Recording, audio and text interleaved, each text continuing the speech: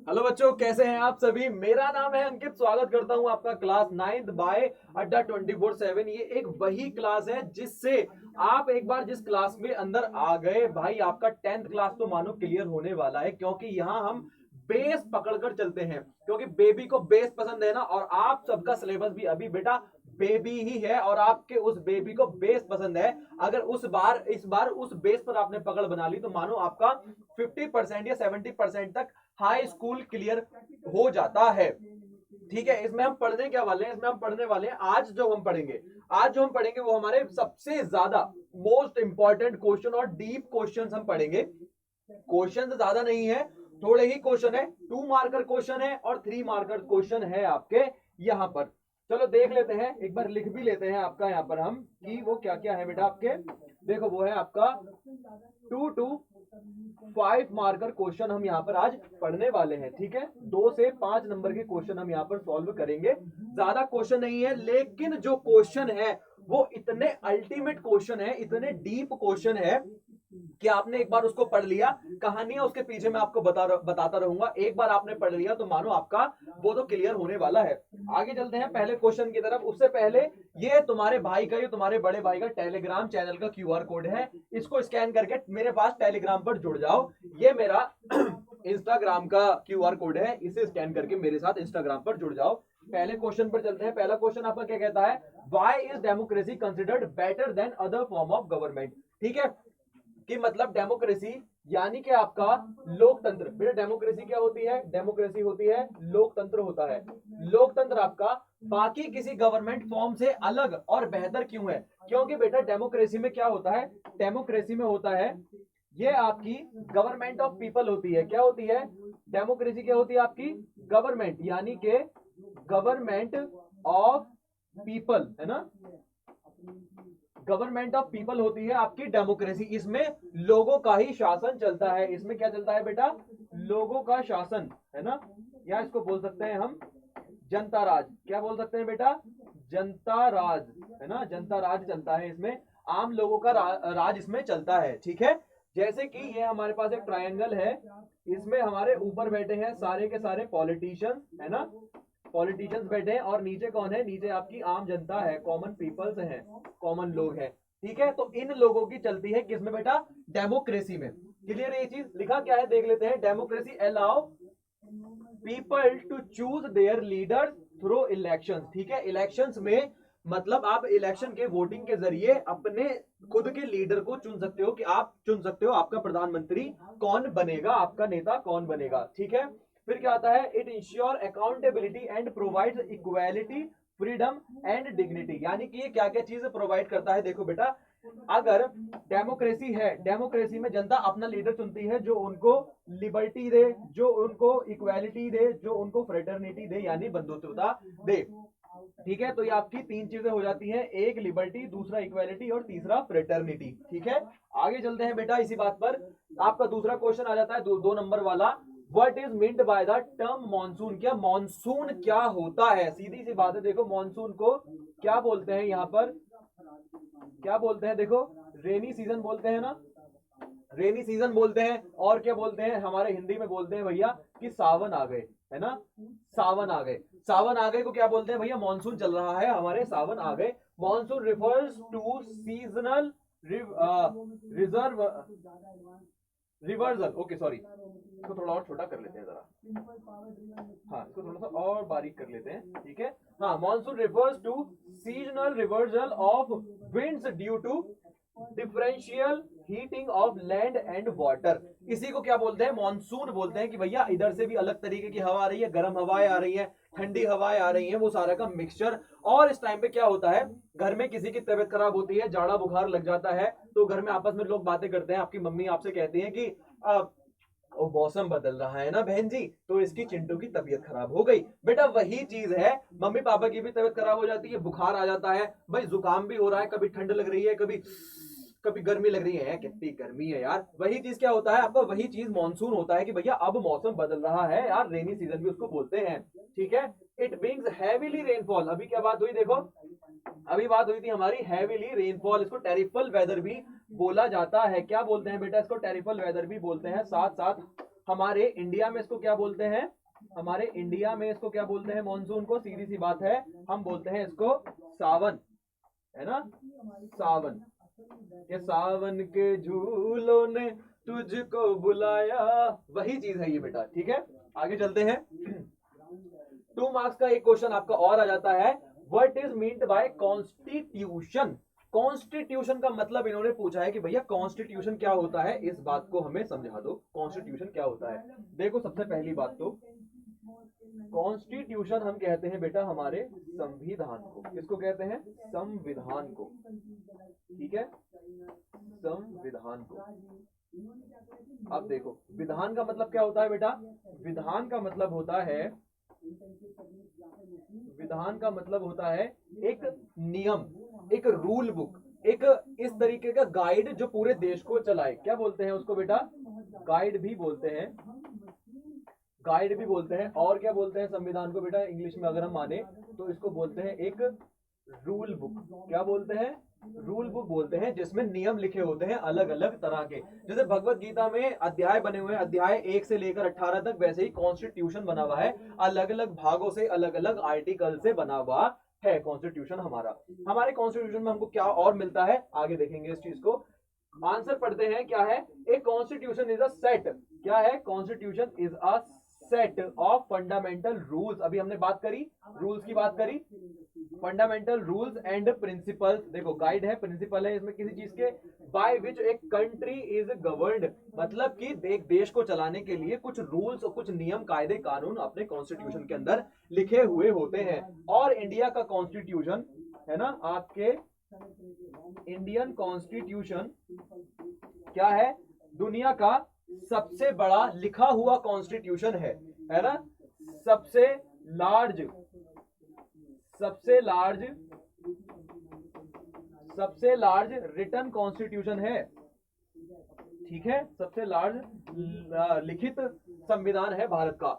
It defines the rights of citizen, यानी कि लोगों के अधिकार, हमारे और आपके अधिकार, कि हम सब लोगों से बोल सकते हैं, हम अपना मनचाहा बिजनेस कर सकते हैं, अपने मनचाही चीज खरीद सकते हैं, कहीं पर रह सकते हैं, वो सारा क्या है, rights of citizen, power of government and system of law. System of law मतलब कायदे कानूनों का एक तंत्र है, तभी तो उसको लोकतंत्र बोला जाता है, ठीक है। आगे चलते हैं इसी बात पर। एक्सप्लेन, देखो ये आपका 5 मार्क्स का एक क्वेश्चन आ गया बेटा, किसका, 5 मार्क्स का क्वेश्चन आ गया है आपका। इस बात को समझ लेना कि यहाँ हम 2 और 5 मार्क्स के क्वेश्चन कर रहे हैं। Explain 5 reasons why democracy is considered a better form of government. कि देखो पहले वही आपका शॉर्ट क्वेश्चन में आया, फिर वही आपका लॉन्ग क्वेश्चन में आ जाता है। समझो इस बात को कि ये आपका लॉन्ग क्वेश्चन में क्यों है।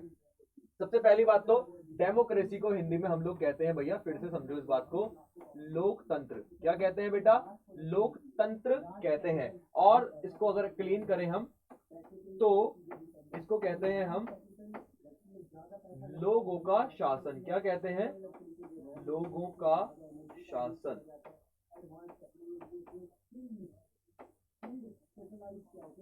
लोगों का शासन भी इसको हम कहते हैं, किसको बेटा, डेमोक्रेसी को। ओके, और क्या चीज है इसमें, और डेमोक्रेसी में क्या आ जाता है,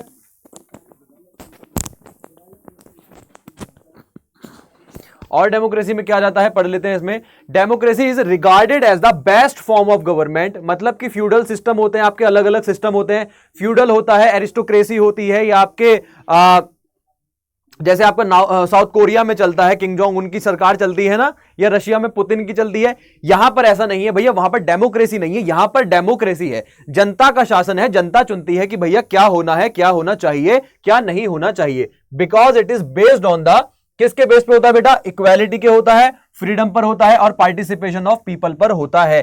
क्या बताया था अभी, लिबर्टी, इक्वालिटी एंड फ्रेटर्निटी पर होता है। इसी को हम और ज्यादा इलेबोरेट अप कर रहे हैं, ठीक है, इस बात को याद रखना। Power is not concentrated in one hand person. अब आ गई नई बात कि पावर किसी भी, पावर जो है वो बेटा किसी भी एक व्यक्ति के हाथ में नहीं होती है। वो जो पावर होती है वो पूरे कंट्री के हाथ में होती है, पूरे मुल्क के हाथ में होती है, किसी एक हाथ में वो पावर नहीं होती है। चलो और चीजें समझते हैं, देखो पॉइंट्स मेजर समझ लेते हैं इसके। इक्वालिटी को समझते हैं, इक्वालिटी को समझते हैं। इक्वालिटी किसको कहते हैं बेटा, इक्वालिटी कहते हैं समानता को। है ना, जिसमें सभी नागरिक समान हो, किसी पर भी क्या नहीं होगा, किसी पर भी किसी भी तरीके का रंग भेद नहीं होगा, कलर डिस्क्रिमिनेशन नहीं होगा, किसी पर भी अलग तरीके का रूल नहीं चलेगा कि भैया ये काला है तो इस पर अलग रूल है, ये गोरा है तो इस पर अलग रूल है। सब पर एक जैसा कानून, सब पर एक जैसा ही तंत्र उसमें चलने वाला है। इसको ही कहते हैं बेटा डेमोक्रेसी। और क्या होता है डेमोक्रेसी में बेटा? आपका होता है इक्वालिटी में, यानी बंधुत्व। क्या होता है? बंधुत्व होता है, ठीक है। समानता, बंधुत्वता और एकजुटता यानी यूनिटी आपकी डेमोक्रेसी में होती है। इक्वालिटी को और समझें तो every citizen has equal political right, हर किसी के पास अपना अपना और बिल्कुल एक जैसा राजनीतिक क्या होता है? राजनीतिक राइट उस पर होता है, यानी कि अधिकार होता है। One vote of equal value, her vote की कीमत एक है। मतलब कि अगर मेरे वोट की कीमत 10 लाख रुपए है तो भैया दूसरे के वोट की कीमत भी 10 लाख रुपए ही होगी, कम ज्यादा वो नहीं हो सकता। जितनी पावर मेरे वोट में है उतनी ही पावर किसी एक आदमी के वोट में है। अकाउंटेबिलिटी देख लेते हैं क्या होता है। Rulers are accountable to people and can be change through election. Ruler क्या है? कोई भी मानो कोई भी रूलर है, कोई भी ऐसा शख्स है जो देश पर राज कर रहा है बहुत टाइम से, है ना, बहुत टाइम से उस पर शासन कर रहा है, उसको डोमिनेट कर रहा है, एरिस्टोक्रेट कर रहा है, उसको और ज्यादा ऑर्थोडॉक्स वो बनाता चला जा रहा है। वही चीज यहां पर है कि देखो, अगर लोगों को बुरा लग रहा है, मेजॉरिटी ऑफ पीपल को बुरा लग रहा है कि यार ये तो बिल्कुल बेकार चीज है, हम इस नेता के साथ नहीं रहेंगे, भाई हमने अपने को नहीं रहने का इस नेता के साथ, है ना, अपने को नहीं रहने का इस नेता के साथ। तो वही चीज क्या है? वही आपकी अकाउंटेबिलिटी बन जाती है। फिर से इलेक्शन डालो, फिर से वोट डालो और फिर से उस चीज को सही कर लो, दोबारा इलेक्शन कर लो, है ना। क्या है बेटा? दोबारा इलेक्शन कर लो, जिसको क्या बोलते हैं हम क्या बोलते हैं? हम यहां पर री इलेक्शन। क्या बोलते हैं बेटा? री इलेक्शन बोलते हैं, या उसको री वोटिंग भी हम बोलते हैं, है ना। रिवोटिंग भी बोलते हैं, री इलेक्शन भी बोलते हैं कि फिर से चुनाव होगा, ठीक है। वोटिंग को क्या बोलते हैं हिंदी में बेटा? हिंदी में बोलते हैं चुनाव, मेरे भाइयों, ठीक है। तुम सब मेरे छोटे भाई हो, इसलिए बहुत जबरदस्त तरीके से पढ़ाया जाएगा। राइट्स फॉर फ्रीडम, मतलब कि आजादी का अधिकार होता है सबके पास। राइट्स फॉर फ्रीडम क्या होता है? आजादी का अधिकार। अब कौन कौन से प्रकार की आजादी होती है, इस बात को समझ लेना। कौन कौन से प्रकार की आजादी होती है या राइट होता है, इस बात को समझो। कौन कौन सा होता है? देखो, सबसे पहले तो होता है एजुकेशनल, ठीक है, पहला होता है एजुकेशन। फिर क्या होता है आपका? फिर होता है आपका प्रॉपर्टी। क्या होता है? प्रॉपर्टी। फिर क्या होता है? एक होता है आपका, देखो, राइट टू एजुकेशन आपका हुआ, प्रॉपर्टी हुआ, फिर आपका आता है बेटा रिलीजन। क्या होता है? रिलीजन। ये सब क्या है आपके? ये सब राइट टू फ्रीडम है कि भैया अपनी मर्जी से पढ़ाई कर सकते हैं, अपनी मर्जी से प्रॉपर्टी खरीद सकते हैं, अपनी मर्जी से कहीं भी रह सकते हैं, अपनी मर्जी से धर्म अपना सकते हैं। चाहो तो किसी धर्म में रहो, चाहो तो किसी धर्म में रहो, चाहो तो किसी भी धर्म में मत रहो। ऐसा क्या कौन कहता है? हमारा कॉन्स्टिट्यूशन कहता है, ठीक है। Right and freedom. It safe guard, मतलब कि भैया ये सुरक्षित रखता है किसको? हमारे अधिकारों को। सेफ गार्ड किसका है? इन सबका सेफ गार्ड है हमारा constitution. Fundamental rights and individual liberty, हर किसी को सुविधा मिलेगी, हर किसी को इंडिविजुअल लिबर्टी मिलेगी, सबको समान आजादी मिलेगी। ऐसा नहीं है कि किसी को थोड़ी सी आजादी मिल गई, किसी को 10 ग्राम आजादी मिली है, किसी को 20 ग्राम आजादी मिली है। Conflict resolution provides peaceful and methods to resolve conflicts and differences. की क्या है ये कॉन्फ्लिक्ट रेजोल्यूशन? कि भैया अगर दो जेंडर में या दो लोगों में, दो पार्टियों में, दो कास्ट में, दो रिलीजन में, दो ग्रुप में लड़ाई झगड़ा हो रहा है तो उसको कॉन्स्टिट्यूशन के बेस पर ही सही करा जाएगा। मतलब कि जो भी लड़ाई झगड़ा हो रहा होता है उसको कॉन्स्टिट्यूशन के तौर पर ही हम ठीक करते हैं। ऐसा नहीं है कि मेरी मर्जी है तो ना, तुझे 2 पराठे मिले हैं, कोई बात नहीं, तुझे अब 2 ही पराठे मिलेंगे। आपको 3 मिले हैं ना सर, आपको 3 पराठे मिलेंगे। नहीं, कॉन्स्टिट्यूशन के अकॉर्डिंग चलेगा। कॉन्स्टिट्यूशन में लिखा है कि इसको भी 2 पराठे मिलेंगे, इसको भी 2 पराठे मिलेंगे, तो दोनों को 2-2 पराठे ही मिलेंगे, या 3-3 ही मिलेंगे, या नहीं मिलेगा। कॉन्स्टिट्यूशन के अकॉर्डिंग ही हम चलेंगे। क्लियर है इतनी चीज? अच्छा, आगे चलते हैं। Explain the main feature of the Indian constitution, मतलब कि मेन फीचर इंडियन कॉन्स्टिट्यूशन के क्या होते हैं। सबसे पहली बात तो समझो कि भैया हमारे पास होते हैं राइट्स। हमारे पास क्या होते हैं बेटा? राइट्स होते हैं। कौन कौन से? हमारे पास 11 क्या होते हैं? 11 फंडामेंटल राइट होते हैं, और 11 ही हमारी फंडामेंटल ड्यूटीज होती हैं, ठीक है, जिसको कर्तव्य भी बोले जाते हैं। देखो यहां पर लिखा हुआ है हमारा फंडामेंटल राइट्स। चलो पहले फंडामेंटल राइट्स को ही समझो। फंडामेंटल राइट क्या होते हैं बेटे हमारे? हाँ, फंडामेंटल राइट्स क्या होते हैं हमारे? फंडामेंटल राइट है, राइट का मतलब होता है अधिकार। क्या होता है? राइट का मतलब होता है अधिकार। फंडामेंटल राइट का मतलब है अधिकार। अब हमारा अधिकार क्या है? हमारे अधिकार क्या है समझो। हमारा अधिकार है भैया एजुकेशन। क्या है? एजुकेशन। पढ़ना तो हम सबका अधिकार है ना। हाँ, हमारा अधिकार क्या है? हमारा अधिकार है बाबू रिलीजन। ठीक है, हमारा अधिकार क्या है? रिलीजन। हमारा अधिकार क्या है? हमारा अधिकार है होम यानी कि प्रॉपर्टी। ये सारे के सारे हमारे फंडामेंटल अधिकार हैं। 11 होते हैं, इसके अलावा और भी हमारे अधिकार हैं। ठीक है, हमारे पास एक अधिकार क्या है? हमारा राइट टू वर्शिप है। ठीक है, राइट टू वर्शिप यानी पूजा पाठ का अधिकार है हमारा अपने तरीके से। ये सब हमारे फंडामेंटल राइट्स हैं। देख लेते हैं क्या है। The Indian constitution adopted in 1950। कब अडॉप्ट हुआ था इंडियन कॉन्स्टिट्यूशन हमारा? 1950 में हुआ था। ठीक है, 1950 26 नवंबर था वो तारीख। ठीक है, 26 या 29 नवंबर था। It is one of the most detailed constitution in the world. Most detailed है भैया, फर्स्ट रिटन है। ठीक है, फर्स्ट रिटन है, first written, first written constitution है पूरी दुनिया का। It provides the framework of the country's government की, मतलब कैसे लोगों पर शासन करना है, कैसे उनको अपने साथ लेकर चलना है और कैसे उनको चलाना है, कैसे शासन करना है, कैसे शासन करवाना है, वो सारी चीजें कॉन्स्टिट्यूशन में ही है। अगर मानो हमारे पास कॉन्स्टिट्यूशन ना हो तो हमारे ऊपर कोई भी कैसे भी राज कर सकता है, कोई भी हमें मार सकता है, कोई भी हमारी प्रॉपर्टी छीन सकता है, अगर हमारे पास कॉन्स्टिट्यूशन ना हो तो कॉन्स्टिट्यूशन ही हमें वो अधिकार देता है कि हमारे साथ कोई भी गड़बड़ झाली ना हो, हमारे साथ कोई भी गलत चीजें ना हो। चलो क्या आता है देखो, अभी हमने फर्स्ट रिटन पढ़ा, अब पढ़ते हैं देखो लॉन्गेस्ट। ठीक है, longest written constitution in the world. दुनिया का सबसे पहला लिखा गया और सबसे पहला सबसे बड़ा कॉन्स्टिट्यूशन, सबसे बड़ा संविधान है हमारे भारत का। It contains detailed provision to cover every aspect of administration. की मतलब सत्ता का जो भी चलन है, सत्ता की जो भी सीढ़ी है, उसका हर एक चीज का बारीकी से इसमें लिखा गया है। जैसे एक बात है, जैसे बाल की खाल निकालना होता है ना, वैसे ही कॉन्स्टिट्यूशन में हर बाल की खाल निकाली गई है कि भैया देखो बाल की भी खाल निकाली जाएगी। अगर यहां पे लिखा है कि राइट टू वर्शिप है, अगर सब लोग सभी चीजें पूजा कर सकते हैं अपने अपने तरीके से, तो वो क्यों है और वो कैसे कैसे होनी चाहिए, उसके अंदर क्या नियम है, फिर उसके अंदर क्या नियम है, रूल क्या है उन सब चीजों का, तो वो सारी चीजें हमारे इंडियन कॉन्स्टिट्यूशन में है। ये सबसे बड़ी बात है। फेडरल सिस्टम है। फेडरल सिस्टम का मतलब होता है बेटा संघ सरकार। क्या होता है? संघ सरकार। संघ सरकार या संघवाद होता है फेडरल का, फेडरलिज्म का, फेडरल सिस्टम का मतलब। ठीक है, स्ट्रॉन्ग सेंटर, बिल्कुल सही बात है। अगर संघ सरकार होगी, ग्रुप की सरकार होगी, तो भैया वो स्ट्रॉन्ग होगी। Power are divided between, power divided है किस किस में बेटा? यूनियन में और स्टेट में। ठीक है, किस किस में? यूनियन में डिवाइड है पावर और स्टेट में डिवाइड है पावर आपकी। ठीक है, दो जगह पे पावर डिवाइडेड है, इससे ज्यादा भी पावर डिवाइड होती है, आगे कभी बताऊंगा।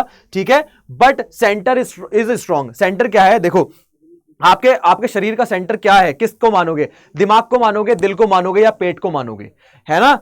ऐसे ही कंट्रीज का एक एक सेंटर होता है। सेंटर स्ट्रांग है लेकिन पावर दो जगह डिवाइड है।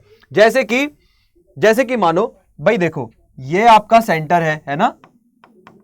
सेंटर ने अपनी पावर डिवाइड कर रखी है किस में? स्टेट में। ठीक है, स्टेट ने अपनी वो पावर कहां डिवाइड कर रखी है? डिस्ट्रिक्ट में, है ना? डिस्ट्रिक्ट में कर रखी है डिवाइड। डिस्ट्रिक्ट ने वो किसको दे रखी है? डिस्ट्रिक्ट ने दे रखी है ब्लॉक को। ठीक है, ब्लॉक ने किसको दे रखी है भैया? ब्लॉक ने दे रखी है पंचायत को। ठीक है, पंचायत ने किसको दे रखी है? पंचायत ने वहां के गांव वालों को दे रखी है। किसको दे रखी है बेटा? गांव वालों को। ठीक है, ऐसे पावर का डिवीजन ऊपर से नीचे की तरफ चलता आता रहता है। चलो देख लेते हैं फंडामेंटल राइट क्या है। फंडामेंटल राइट की हमने अभी बात करी थी ऊपर कि फंडामेंटल राइट क्या होते हैं। एजुकेशन फंडामेंटल राइट है आपका, रिलीजन आपका फंडामेंटल राइट है, राइट टू वर्शिप आपका फंडामेंटल राइट है, और राइट टू होम यानी right to property, right to go, वो सारा आपका क्या है, ये फंडामेंटल राइट ही बेटा आपका है, ठीक है। अच्छा, और देख लेते हैं क्या है डायरेक्टिव प्रिंसिपल्स। डायरेक्टिव प्रिंसिपल्स क्या है, guides the government to establish social and economic justice, मतलब गवर्नमेंट को गाइड करते हैं, ठीक है।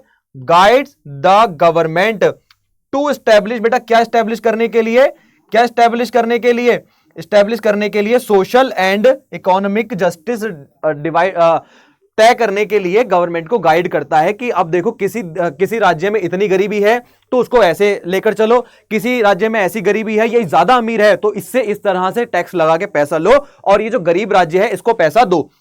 यही चीज इसकी होती है सबसे बढ़िया चीज कि मतलब समाज देखो, भारत जैसे मान लो भारत का झारखंड में कोल माइंस तो बहुत भर भर के हैं, लेकिन फिर भी वहां पर गरीबी है, और जो बाहर से लोग आकर वहां पर कोल माइनिंग कर रहे हैं दूसरे स्टेट्स के, दूसरे कंट्रीज के, उन सबके पास भरपूर पैसा है ना, और झारखंड वाले ही गरीब हैं जिनके खेत पे वो कोल माइनिंग हो रही है।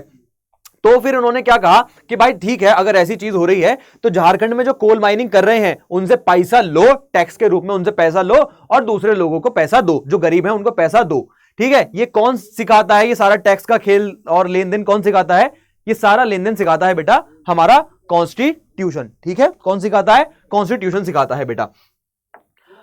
ओके, आज की क्लास यहीं तक थी। यही 2 से 5 नंबर के हमने मोस्ट इंपॉर्टेंट कॉन्स्टिट्यूशनल बेस्ड अपने क्वेश्चन करे हैं। ऐसे ही और क्वेश्चंस को करने के लिए जुड़े रहिए मेरे साथ। अगली क्लास में फिर से मैं आऊंगा आपके लिए ऐसे ही भारी भरकम से डीप एनालाइज करके क्वेश्चन, जो आपको एग्जाम में बड़े इजी लगेंगे। अभी तो आपको पढ़ने में वो बहुत भारी लगते हैं, लेकिन आपको एग्जाम में वो बहुत इजी लगने वाले हैं। इस तरीके से ही मैंने आपको ये सारे क्वेश्चंस के आंसर समझाए हैं। तो मुझे अब तक सुनने के लिए बहुत बहुत थैंक यू। सब्सक्राइब करो क्लास 9th बाय अड्डा 24/7। मेरा नाम है अंकित। टेलीग्राम और इंस्टाग्राम पर सब्सक्राइब या फॉलो करना मत भूलना। बने रहिए मेरे साथ, तब तक अपनों का ख्याल रखिए, अपना ख्याल रखिए। जय हिंद, जय भारत।